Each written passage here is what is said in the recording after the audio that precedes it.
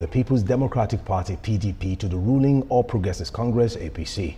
The decision also followed 3 months of extensive political consultations with key political stakeholders across the state. According to the governor, his decision to defect to the APC was born out of his admiration for President Bola Tinubu and the need for Akwa Ibom to align with the federal government to reap continuous benefits. I still have with me Jesufemi Adeogun right here. We're still expecting Olufemi Lawson to join us as we keep the show going. Now, Jesufemi, I know it's not a surprise anymore. Yeah. Absolutely.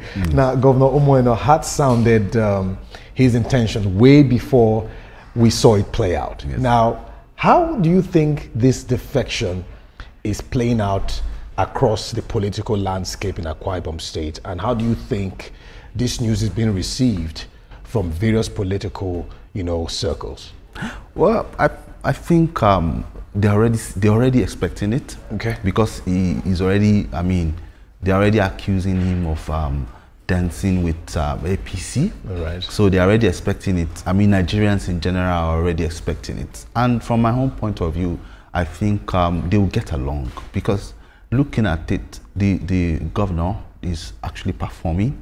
He's one of the governors that is paying above minimum wage currently, and is doing key things, paying pension, doing necessary things in the state. So I think the citizens of the state are happy with him. That's why he could confidently come up and do that. And who allowed him to be able to do that? It is primarily the funds he's getting from the federal government. You understand? The increased funds for the state that gave him the room to be able to do that. So when you talk about defecting, the roadmap is already there. So yeah, people, PDP members in the states, may be agitated, but feeling uncomfortable and all of that. A little bit, but I think they will still follow suit eventually with time. Now, there are rumors that there are possible more defections to happen in the shortest possible time.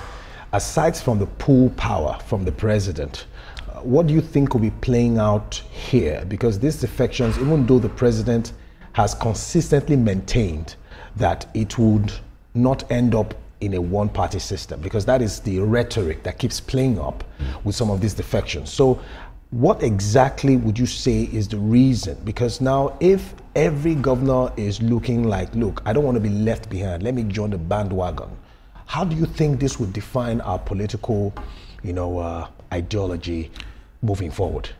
I'll say sincerely that it's not looking good for Nigerians. Okay. It's not looking good for Nigerians in the sense that, yes, the present government and President Tinubu is trying his best, he's playing his cards, and I'll say sincerely that I believe in him, I believe in his government. But this move is not good for Nigerians in the sense that there needs to be a strong opposition that can look into what he's doing, that can checkmate him. Yes, that can question him. A strong one. Okay. So, much respect to the master planner, President Tinubu. Okay. I will say freely that what is playing in the PDP could be a plan. Talking about a plan. Now, you are saying that you need a strong opposition to checkmate the government. Yes.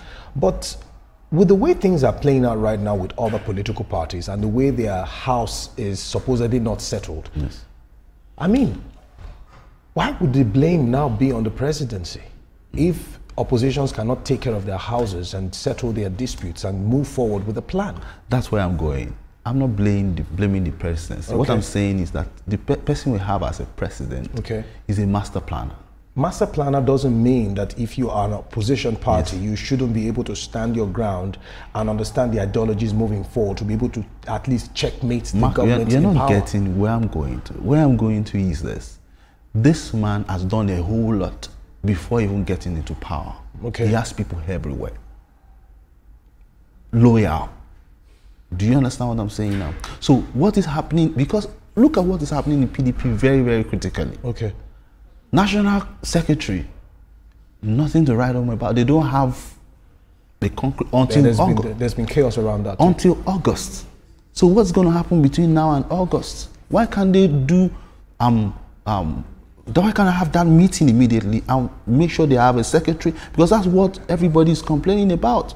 You cannot even do any election without a secretary, a national secretary. Okay. And some people within the party, the strongest opposition party right now, are making sure that they don't have a national working secretary currently. So something is fueling something somewhere. Okay. Well, I will come back to that, but let's look at the current governor of Akwa Ibom State right now. Now, the State Commissioner for Special Duties and Ibom Deep Sea Port, Dr. Ini Ememobong, has resigned from the governor's cabinet following the governor's defection to the APC. In as much as we understand that every man has a will to make a decision, do you think his resignation is sending any message? Well, if he's the only one that's resigning out of all, I don't think it has any messages sending. Why do you say so? I mean, if out of 100, out of 100, one, that's just to say. And at the inauguration, the who is who of the state, from the national House of Rep, everybody were duly represented. Okay. So just one person appointed, not elected. Okay.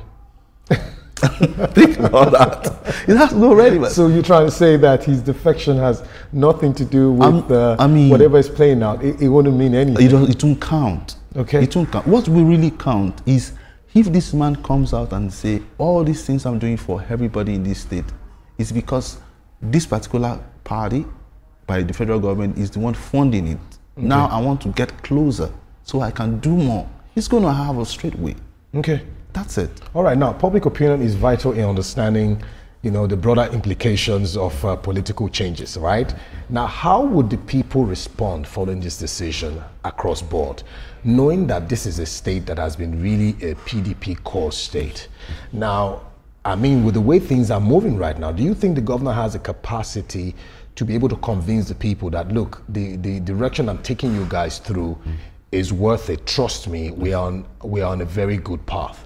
How do you think the governor can really convince them, extensively well to understand that this decision is taken is worth it?